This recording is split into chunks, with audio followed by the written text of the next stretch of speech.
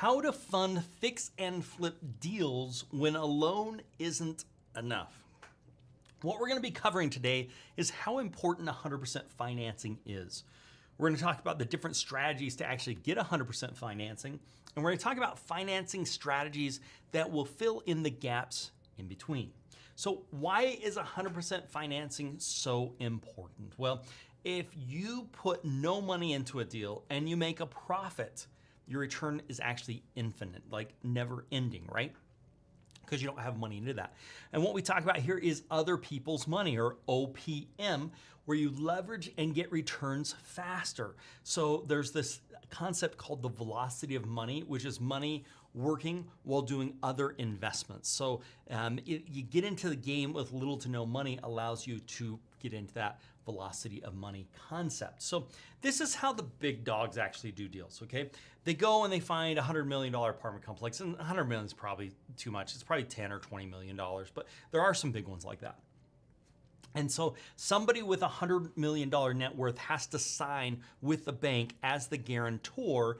And just for signing, he's going to get some equity. Hey, we'll give you a percentage of equity if you're willing to sign on this loan, okay? The bank gives them 80% or like $80 million. So there's $20 million shy of making it happen. And then what they do is they go and say, hey, we're going to raise $20 million for this project. Now, they typically do this as equity, not debt. The difference between equity and debt is equity is they have ownership for the money that they're actually putting in, but they're not debt. So there's not interest in those things. Now, sometimes they are put together as debt structures, which is a different story. They're not getting a loan for that $20 million. They're getting a loan for the 80 million, but not for the 20 million. And the sponsor, whoever found this deal, put it together, is going to get 30 to 50% ownership with very little money into this deal. They may pay for earnest money or due diligence, but typically they're going to get some type of finder's fee to offset that. Then the rest of the ownership of that is going to go to the person who signed on the loan and the rest of the people that raised the $20 million. They typically do what's called a preferred return. Preferred return means, hey, you guys are going to get your $20 million back and you're going to get an 8% return for the time the money was out. And then after that, then we're going to do our profit splits based upon what that looks like. So the question that I get asked quite a bit is 100% of what? If you get 100% financing, what is that 100% of? Is that 100% of the purchase? Is that 100% of the purchase and the rehab? Is that 100% of the purchase, the rehab, and the closing cost? Is that the purchase, the closing cost, and the payments? I mean, so what does that look like when we talk about 100%? So let's just use round numbers here. $100,000 purchase, there's $40,000 in rehab with $15,000 in closing costs. Let's say there's payments or other title fees or whatever you want to call it for $15,000 more. Your total into this deal is $170,000 without agent fees to resell that property.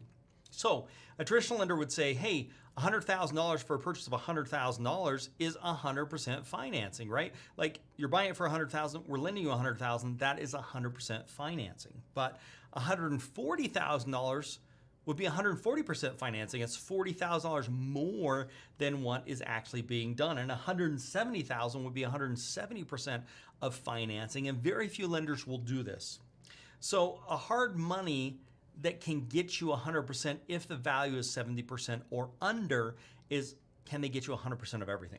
So how to get 100% financing, let's say that that's just not enough. Let's say you need $170,000 and you can get $150,000 for whatever reason.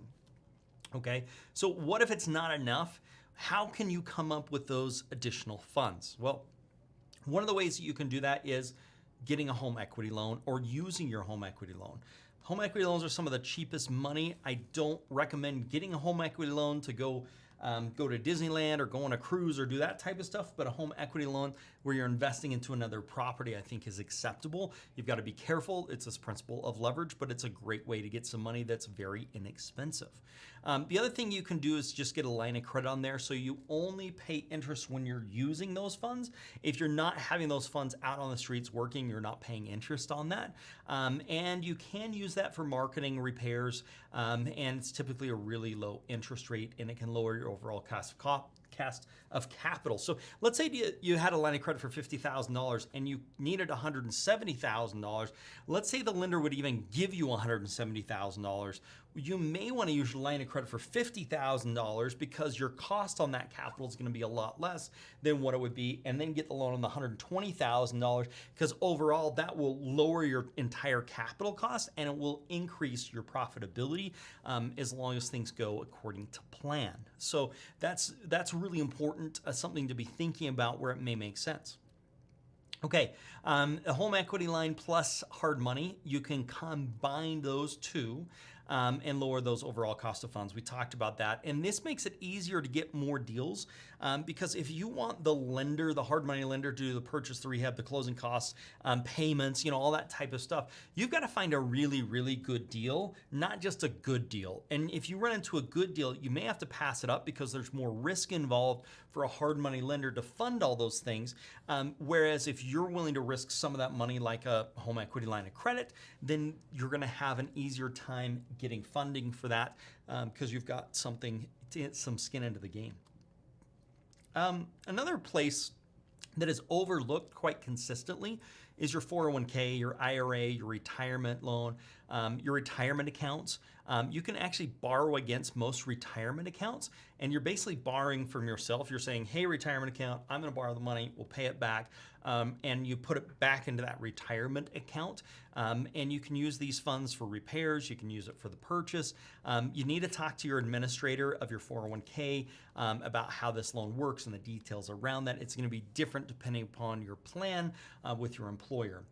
Another thing that you can do is what's called self-directed retirement, where you can actually take that money and invest it into a property. It's different than actually getting a loan because the owner of that is going to be your retirement account rather than you borrowing money to then put it into your investment. So your retirement account actually owns the deal in this self-directed type of environment, which can be really helpful because your retirement is going to make all those profits, which means you're not going to be paying taxes on that money while it grows. And if it's been a Roth, you've already paid taxes and you're not gonna have to pay taxes on the growth. If it's a traditional, you got a tax write-off to put it in. You don't pay tax on the growth, but when you take the money out, that's when you actually pay taxes. So using your hard money plus retirement in a combination of those two, using the both of them can be really helpful, lowering your overall cost of funds, making it easy for you to do deals, not just those really, really good deals, but finding those good deals. It also can help you for your taxes if we're using a retirement account because that's all gonna go into your retirement account, which is awesome to do that and have that profit going in there because you're not going to pay taxes on that profit like you normally would have, which is your second job is looking out for your investments and growing your cash flow. Let's talk a little bit about seller financing. This is where the seller actually becomes the lender. They're the lender because they use some of their equity as the lender. The seller doesn't get cash now, but they'll get it in the future. Maybe they get some payments. Maybe they just get in the future all of it, or maybe they get some of it now through a loan and the rest of it when you actually sell the property. There's a bunch of ways to do seller financing. It does get complex, but the concept is that the seller ends up taking some of that money and saying, I'll get that from you when you actually sell the property. And this is where you're using a combination of hard money and seller financing. So if the seller wants $100,000, with hard money, we can do like $90,000. The seller would take a note for $10,000. Either make payments monthly or when you sell the property. Now, there is a little caveat on this. Most hard money lenders are not going to want to see the seller go on as a lender or a second position lender unless they're signing a subordination agreement. So it's just something you've got to look at. And it also just depends on what your exit strategy actually is. The other thing we talk about here is just wholesaling. Let's say you lock up the deal and you sell the contract and you do a double close or a transactional close. You take title and then resell. There's multiple ways to do wholesaling, and it's a great way to do deals with little to no cash if that's the problem that you're running yourself into. Now, gap financing is an individual or a company that's covering the gap. The difference between what your hard money lender can get you, what you have, and what you need becomes the gap is that difference. And so with that, you typically always combine that with hard money. And keep in mind, you can actually be a gap funder for other people as they find those opportunities. Now, you are in a subordinate position, meaning a second position. You're only going to make money if the primary lender makes money, and you could have some of that money in jeopardy, but it can be very profitable because typically if you're going to do that, you do it in one of two ways. You either do it as debt or you do it as equity. Debt meaning you find a partner that has cash or has good credit, and that good credit can be turned into cash, or they use their own cash, and it can lower your overall project costs like we talked about earlier. So you use that combined with the financing, which is great for a partner. They get a return without doing any work. Just like using their credit card as an asset, they can put lazy money to actually work because they are taking risks. That's what they're getting paid for, is taking on risk. And consider a lender get a certain interest rate. I like to say, hey, you'll get your payments after the property sells, so I don't have to make monthly payments. So those are some of the things. You can do a business partnership, like a formal partnership, where this is like an equity type thing, where you start the company, somebody brings the money, somebody brings the hard work to it, and then you work together on making those deals happen along with your hard money lender. This is what I'm going to call like a true business partnership, not a deal by deal. And this is typically done with hard money as well. Now, credit card financing is kind of interesting. You can use credit card as an asset. You actually get a line of credit. You typically pay a 0% interest rate. There's usually just a one-time origination rather than having to pay that time and time and time again. You got to have decent credit though, or you have to have somebody that has decent credit that would be willing to put that credit up in order for you to use that, or for them to use that and invest in the deal itself. Now, one of the other things when we talk about gap financing is you could say, I want an interest rate, or I want to get a percentage of the profits, or I want to get both. I want to get some interest and some percentage of the profits. That can be very lucrative in those types of deals as long as things go the way that you're hoping they do. Now, when all else fails on these, the next thing you've got to do is just go back to the seller and negotiate. You can't make it work. You've tried these different combinations to make this deal work. There's just not enough money in there. Your next step is to renegotiate with the seller to get the purchase price to come down. And you'll be surprised how often a seller is going to come down. Now, they're not always going to, but you'll be surprised. They may not come down right now, but they may come down later. It's something you've got to keep in mind, is it doesn't hurt to ask, because by the time you're to this stage, if they say no, you don't have any other options anyway, and it's time for you to go find another deal. And if they say yes, it can make an opportunity that you're going to have to walk away from anyway. I find a lot of people are hesitant to ask for this, and I don't know why, because by the time you get to that stage, that's all you got. That's all you got to do. So let's just jump into a little bit of a recap, some of the things that we learned today. 100% financing is important because the returns are infinite, right? You're getting those returns. We've gone through different strategies to get 100% financing. We talked about hard money.